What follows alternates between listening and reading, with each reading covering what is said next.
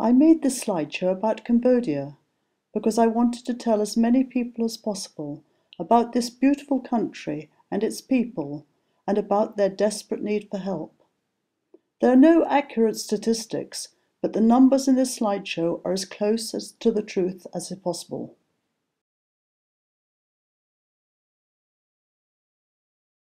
I knew Cambodia was a beautiful country with the incredible World Heritage Site of Angkor, a city the size of London and about 1,000 years old. It was lost in the rainforest for hundreds of years and is now gradually being restored with international expertise and local labour. Angkor also has the magnificent Hindu temple of Angkor Wat, the largest temple in the city.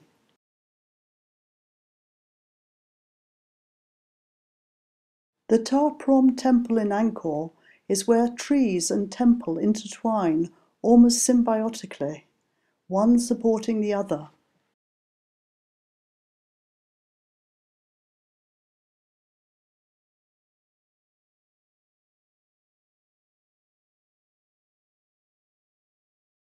Buddhist Bayon Temple is perhaps the most striking, with the huge faces smiling in an enigmatic way, as if they hold the secrets of the past.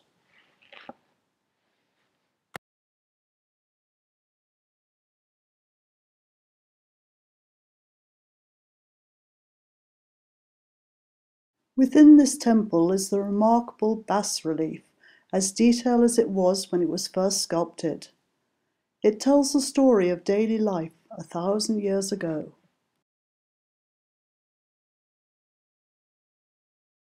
I knew that the royal palace and silver pagoda within its ground would be magnificent, though the opulence within the pagoda stood out in sharp contrast to the poverty that surrounds it.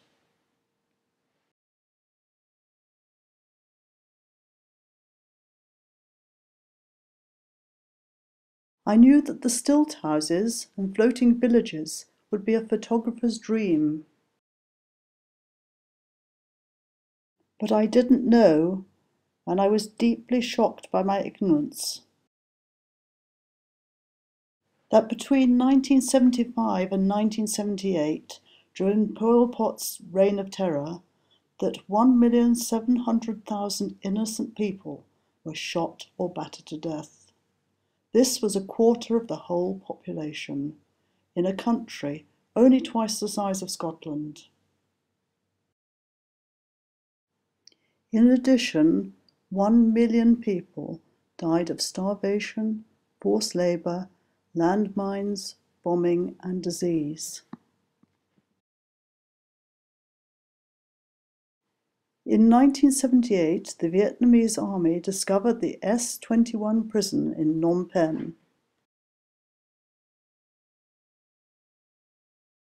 It is estimated that this prison alone held up to 1,500 prisoners at any one time, and up to 20,000 in total between the years 1975 and 1978, and of this number, only 14 survived.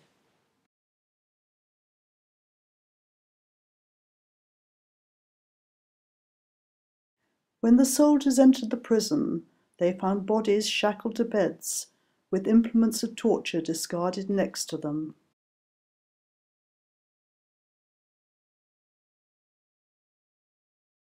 They found rows of shackles where hundreds of people had been shackled together in the searing tropical heat.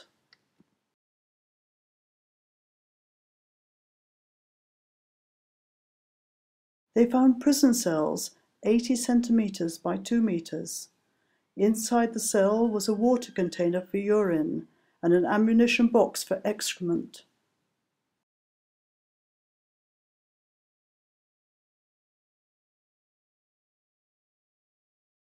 They found a hanging post and pots where people were hung upside down with their heads in water to extract a confession.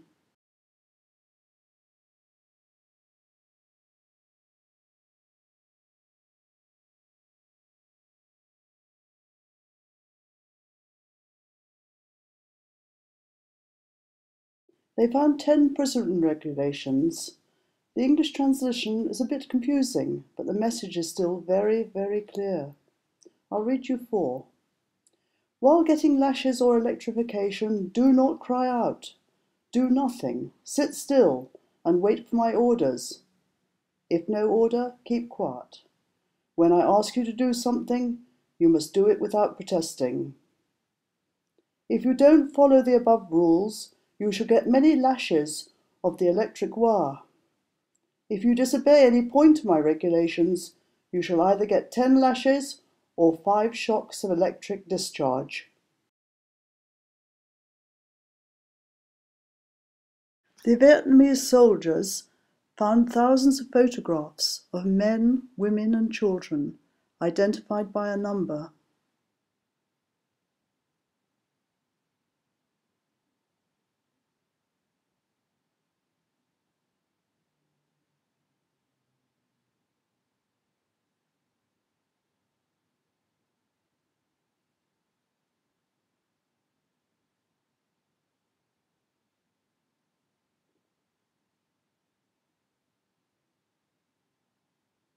Those without shirts had the number pinned on their skin. From S21, the people were taken to the killing fields. They were shackled and blindfolded and forced to sit round a pit where they were bludgeoned to death.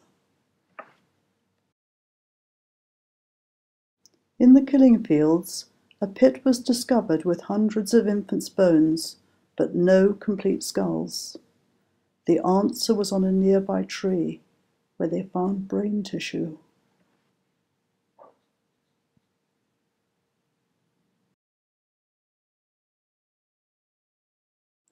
We saw one prison and one killing field.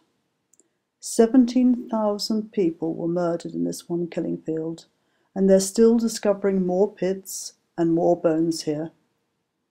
It is estimated that in Cambodia there were 158 prisons, 309 mass grave sites, and 1,900 grave pits.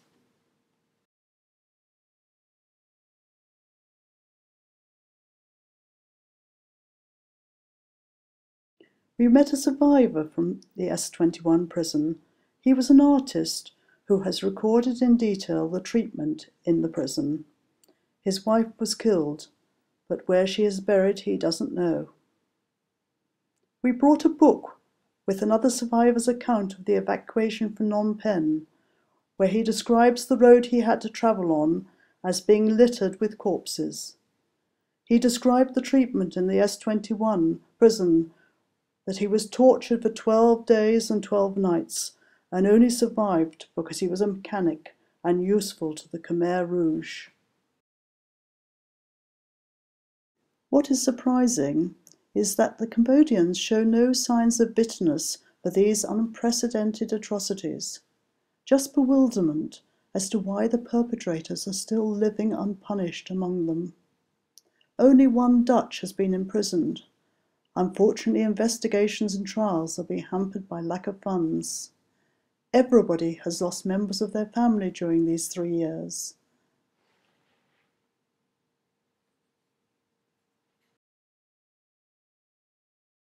This all happened 30 years ago, but the country and its people are still suffering very badly from the legacy left from Pol Pot's regime. The successive mismanagement of governments and the lack of communication with the rest of the world mean that many people are unaware of the current situation in Cambodia. There is great poverty. There is no access to health care for the majority. People who get seriously ill just die. There are few mechanical aids for those who have disability or have lost limbs through the landmines. There is a high level of trafficking and sexual abuse, far worse than it is in their more famous neighbouring countries.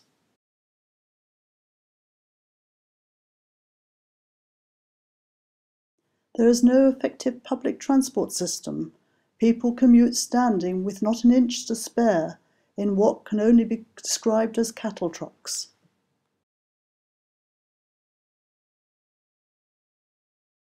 Roads are poor outside the city centres, so people travel through dust clouds, going about their daily tasks.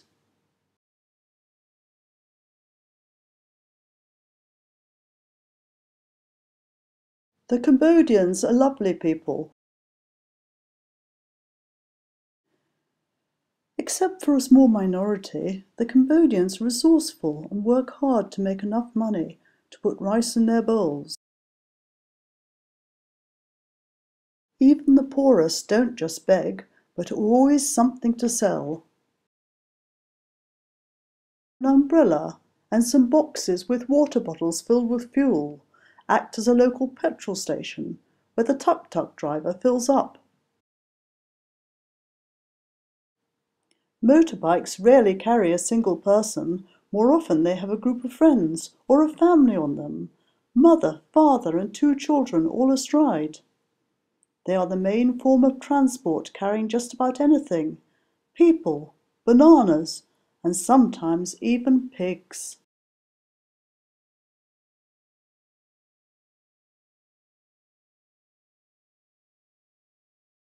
Cambodia does receive world aid, but has built up an enormous debt. Their main benefactors are China. Doctors come for short stays to operate on the most needy in outreach centres. There is a little army of volunteers who try and educate and improve the lives of the poorest, but this is just a drop in the ocean.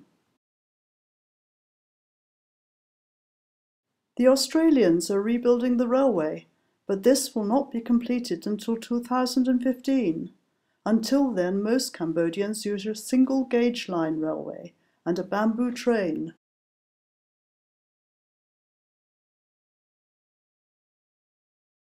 This Cambodian baby is less than a month old. He was born this October. Let's give him a future. Give him a country where there is free speech. Give him affordable education and healthcare. Give him a land where he can run freely without fear of landmines. Give him a childhood where he has enough food and he can play. Give him a safe environment where he won't be exploited in any way.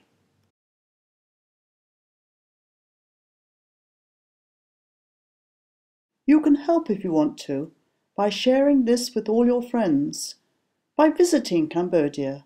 It's a truly beautiful country and has the most charming people who could give us in the West some lessons in hospitality. And as well, it has delicious but very cheap food. And if you want to support a charity, of course that would help. There are several charities working hard in Cambodia. The Somali Man Foundation and the Mercy Teams, both working to eradicate trafficking and sexual abuse. The Cambodia Trust provides mechanical aids to landmine victims and those with severe disability.